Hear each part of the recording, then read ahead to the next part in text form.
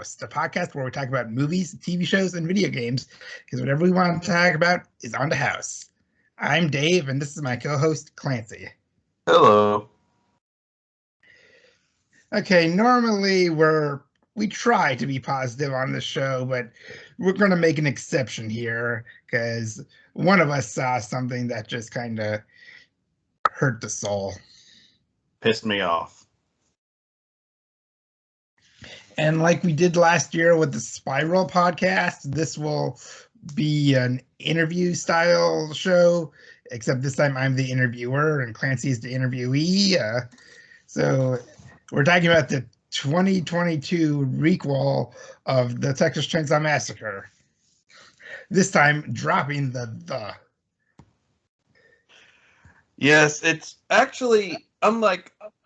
We're going to end up doing the same thing we did with the Batman one, where we're going to say the and then have to correct it a whole bunch, aren't we? But okay, I'll start with the non-spoiler questions I might have first, and then we'll go into the juicy details. So how did you feel going into this movie? You know, if there was ever a series where it should have been a single movie and not a franchise, I feel like it's the Texas Chainsaw films.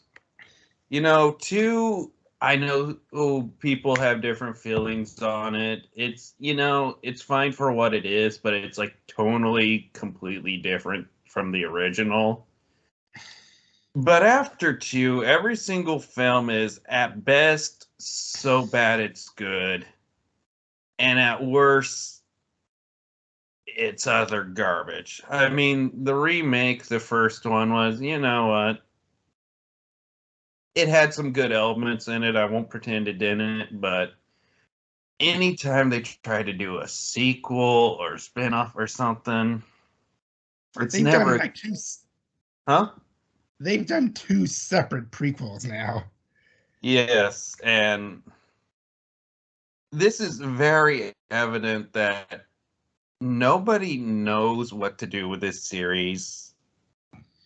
The closest thing I would say we ever got to like an amazing sequel outside of 2 is House of a Thousand Corpses was very much done in this style. Where if that had been like a sequel, I think people would have been like, okay, this totally works. But I think if they were going to make it, if they were going to make this a franchise, they should have just had every sequel be a different state Chainsaw Massacre. The Florida Chainsaw Massacre, that just makes way too much sense. I mean, that's probably happened in real life, let's be honest. Let's be honest, you're probably right. But, so, I don't even know where to begin with this film. First off,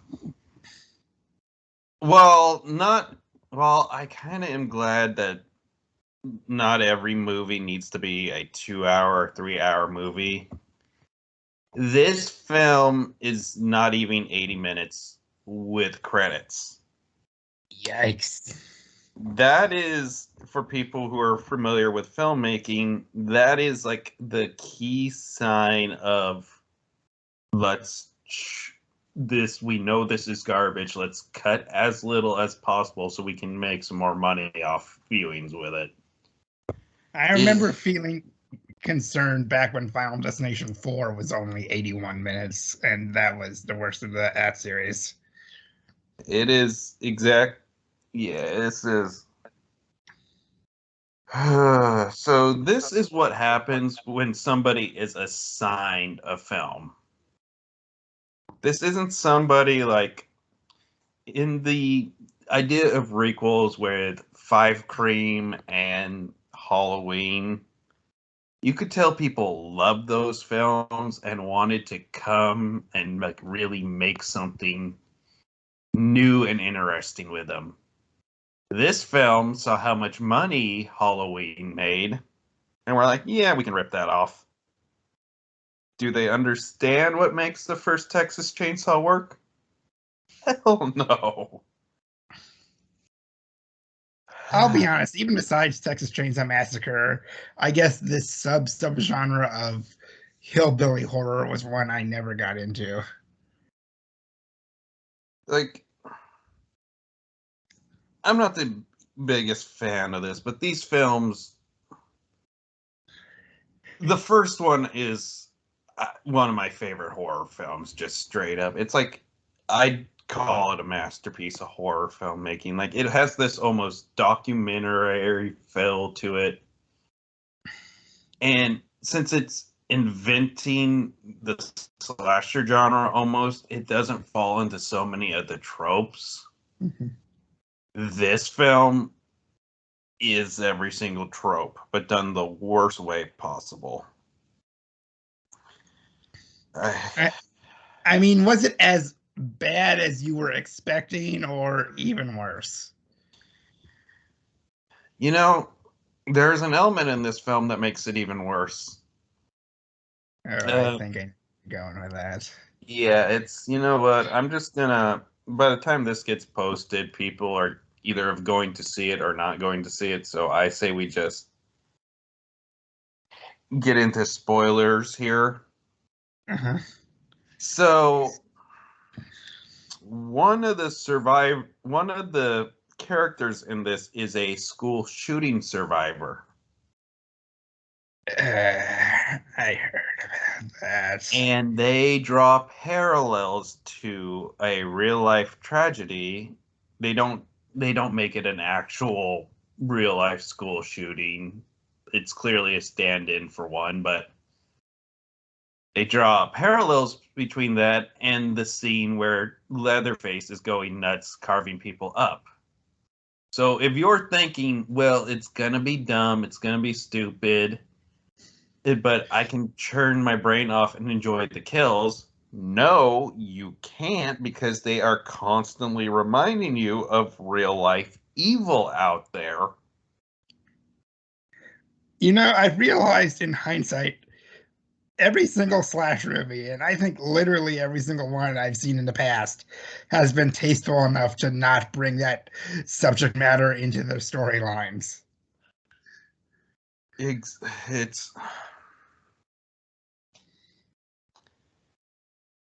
and you know what?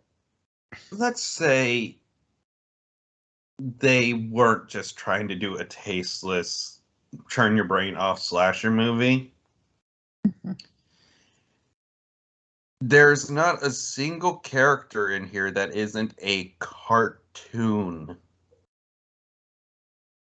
Like, nobody here feels real. That's the thing about the original Texas Chainsaw having like an almost documentary feeling to it. It's like everybody feels real. Like, you legitimately get annoyed at characters like you would with real people. Here you get annoyed with characters because you're not sure if you're supposed to hate them or not. Well, I know the thing in the trailer that really annoyed everybody was the you're canceled, bro. Yeah, and like that's the thing. It's like you put that scene in it and it's like, okay, first off, that happens. The man is covered in blood and holds a chainsaw. If that's your response, you know what? You might have deserved what happened to you for being such an idiot. But it's like you can't put that in and shoot this in a very obvious, oh, look at this cool killing spree moment. And like, you know how there's that theory about how the machete or whatnot represents the killer's penis and whatnot, that film theory that once upon a time might have been interesting, but people have ran it into the ground. Yep. They legit do that. They literally have Jigsaw cut through a man's torso so that his saw blades looks like a penis, and then he rams it into a woman. You mean Leatherface? Sorry, Leatherface. It's you can see what this film's doing to me right now. Don't bring my man Jigsaw into this. No. Although I might as well call him whatever I want, because this is not Leatherface. This is so, Dave. you're not a huge fan of this series, but like, what would you say makes the Texas Chainsaw films kind of their unique flair? What is it about them? Eh, the settings and the fact that killer is consistently using a chainsaw, and the fact it's not just Leatherface, it's this whole family. Bingo, right there. Mhm. It's a family. It's the Sawyer family. This is just Leatherface. And he's acting like a Michael Myers silent brooding character. Like something everyone gets wrong about the original Texas Chainsaw is Leatherface. When you really stop and thinking about it, he doesn't attack anyone until they invade his home. Mhm. And when he attacks someone, like you see him, he is scared, he is nervous. He's like has a mini freak out. Like you kind of feel bad for him in the first one.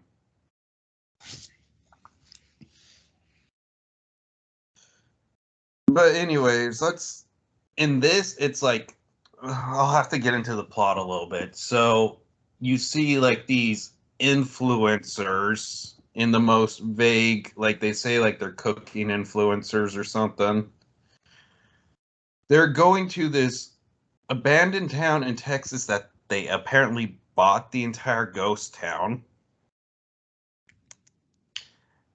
And they're like gonna set it up as like some idealistic community, and they're auctioning it off to people, which first off, okay, one, that would never work in a million years because they established they're like 7 hours away from any major city.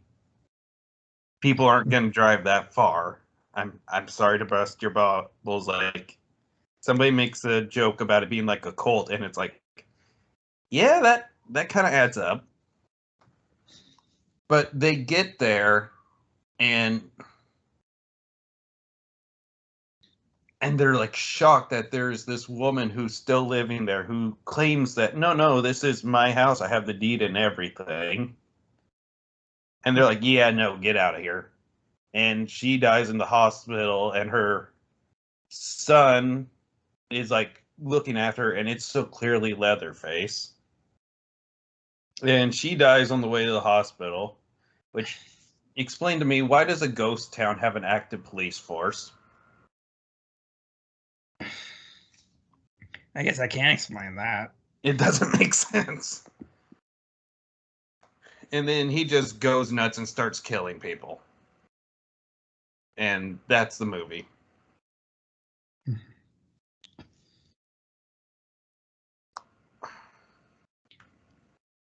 But I hear, like, even though I'm not really that familiar with the original, from what I gather, they do Sally dirty. Oh yeah, it's like it's such an afterthought. So they have this scene initially in like a gas station where they're like showing on TV like a true crimes, whatever happened to this unsolved mystery, and a gas station clerk, which I assumed watching it at first that okay, he's going to be part of the Sawyer family, assuming they would actually have the Sawyer family, because why would you do a Texas Chainsaw film without the Sawyer family? But anyways, he's like, yeah, she became a state trooper and spent like 35 years or however long trying to hunt down the guy who did it. Oh, did they catch him? He was wearing a mask. How do you catch someone? Which instantly, that just makes me think, man, I would much rather see that movie. A woman who's traumatized, like, goes into law enforcement to try to find her killer to get justice for her friend. That would be like, that's a much better movie right there immediately.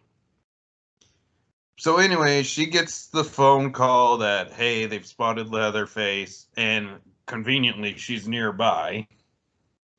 And she comes in, sees Leatherface, and freezes.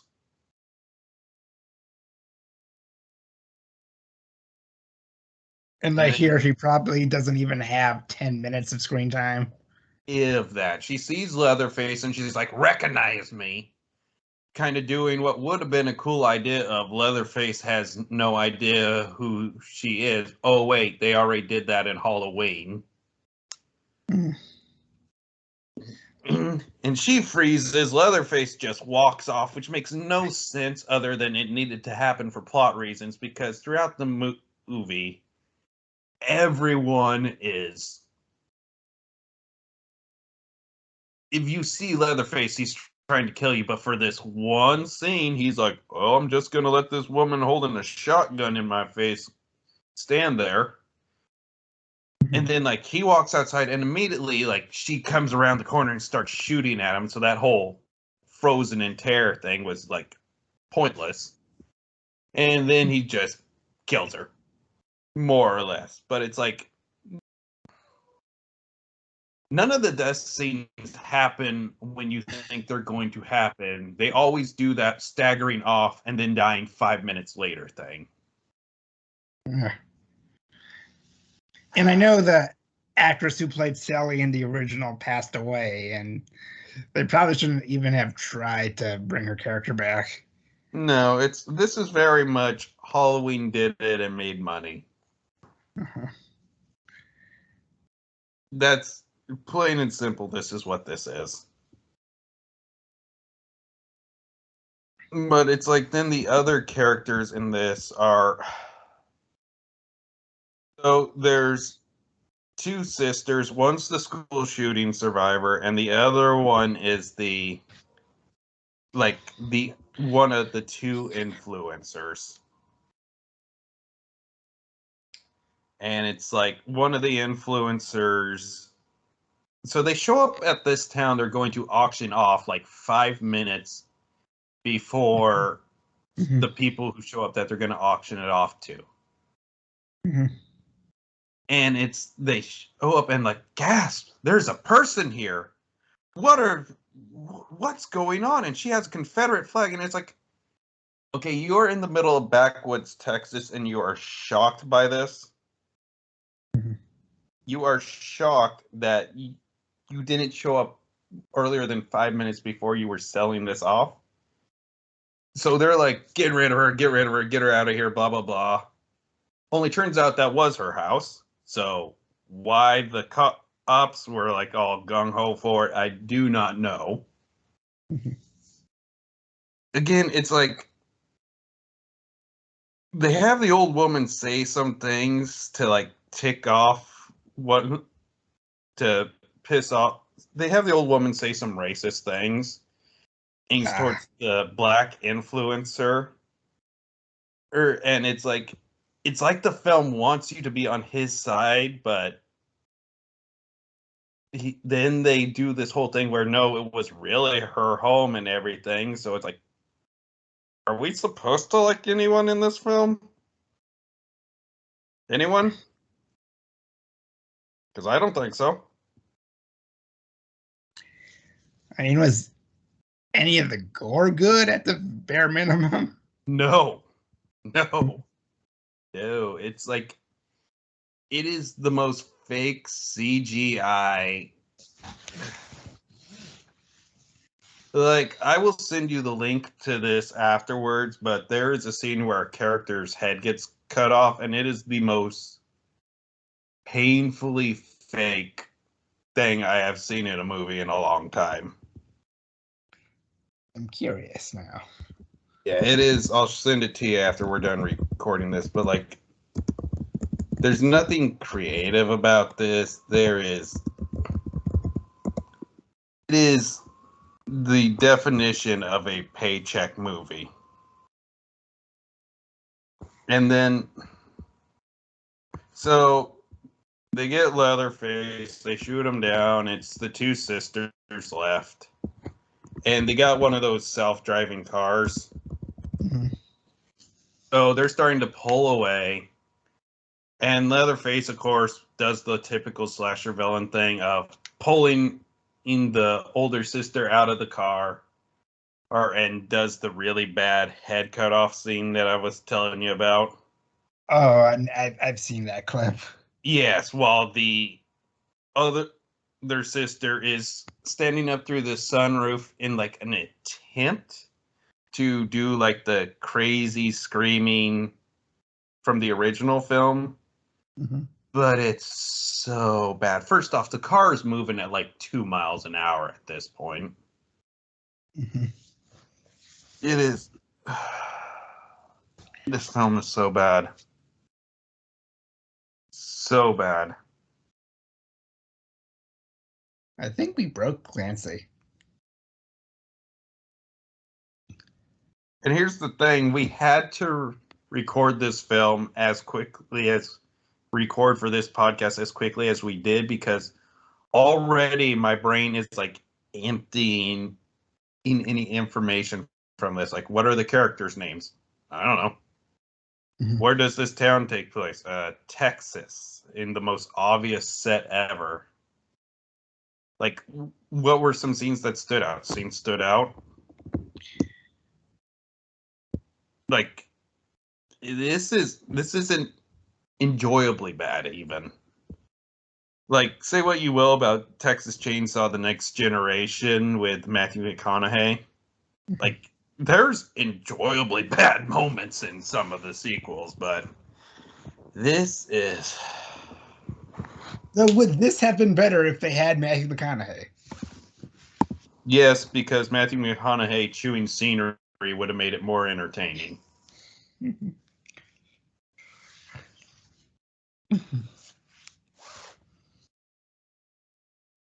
And it's like, the one thing I'll say is none of the acting is great, but none of it is painfully bad.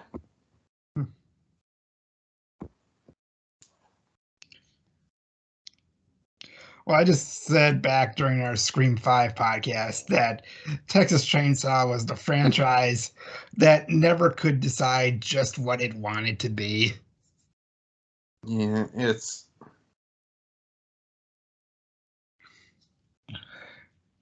I think even a lot of the series I consider bad determined what they are. Yeah, it's like. This is a series that is only a series because of it became a huge. It started the slasher craze. It's one of the films, along with Black Christmas, that started the craze, you know? Mhm. And so as a result, it knows it'll get people to check it out. I mean, I checked this out. But that being said, nobody cares about this film. Nobody, like, this is going to come out later. Mhm. They're just in our schedule because I don't think it's like I'm not worried about missing the wave of popularity because already any conversation about this film has died down immediately.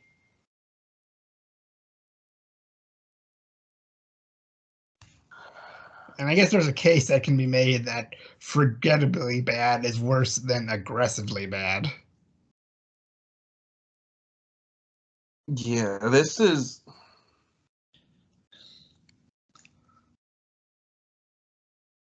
like the only thing I'm going to remember about this film is just how in poor taste the school shooting subplot is. Yeah.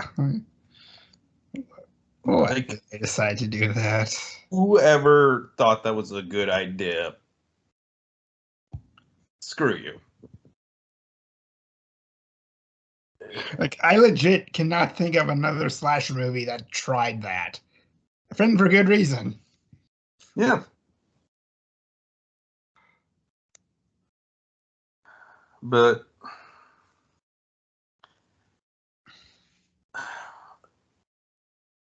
like there's plenty to be mad out about with this film, but as soon as we're done recording this, like I probably will never think of it again.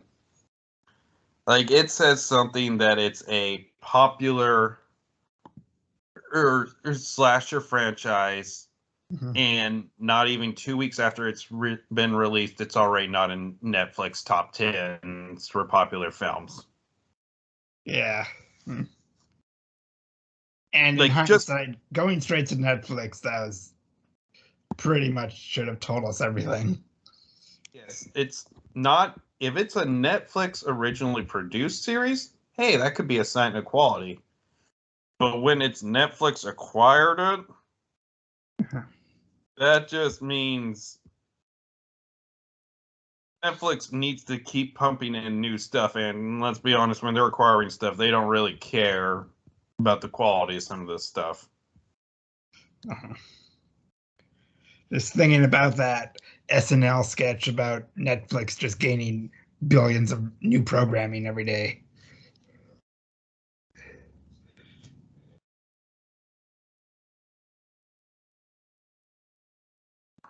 Also, I just want to point out, so like we don't have an age for Leatherface, Mhm. but I think the first film took place in 73, if I remember correctly. Yeah, it was 73, so roughly 50 years ago. Uh-huh. So let's be generous and say that he was 17. So that would put him at like roughly 66. The guy who played him in this is clearly not 66.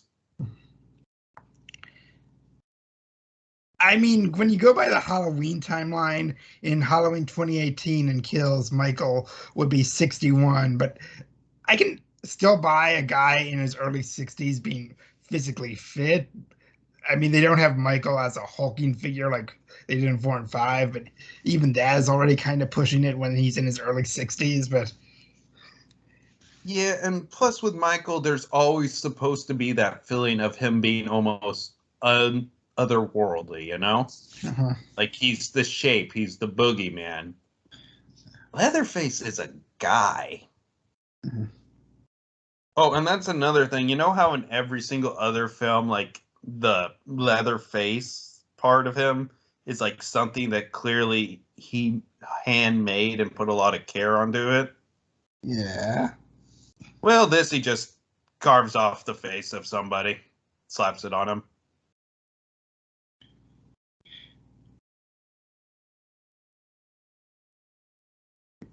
Man, they did not try. They did not. It's like you can see the scenes that were shot solely just because it would look cool in the trailer. And that's as much effort as they put into it. It's just such a stark contrast just a month ago when we both liked Scream 5 and how better in every conceivable way that was. Yep. Again, people who care about the series versus people who don't care. Like, I'm in hindsight, I was way too hard on Halloween Kills.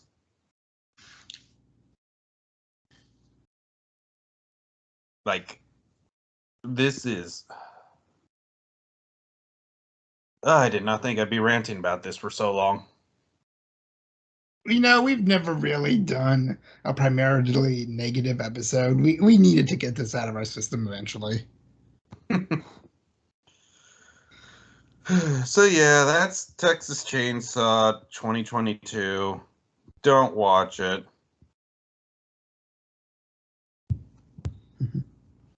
And that's just it. Don't watch it. Like, end the Don't watch podcast it. there. Don't watch it. It's not entertaining in a so bad it's good. It's not more. I did the viewing for the morbidly curious. So just don't bother with this one.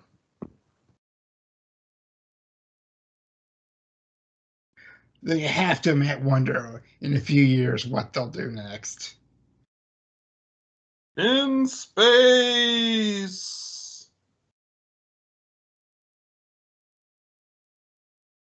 I don't know. Maybe they go to space on Jeff Bezos' rocket. I don't know. It's a crossover between the Amityville Horrors and Texas Chainsaw. As long as you bring the lamp. Yes.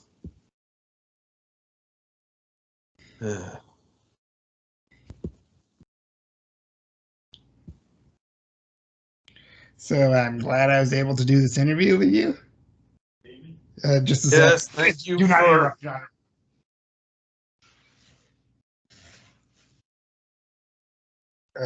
You go on. Sorry, go ahead. No, you go on. Oh, I I'm was talking just saying thank you for putting up with me ranting for a little bit. glad I could help. I'm always here to listen to you. Well, I appreciate it. Well, Well, folks, we just did. They've been posted already, but be sure to check out our ones on the Batman, so you can hear us talking about a film we actually liked, or like any of our other podcasts.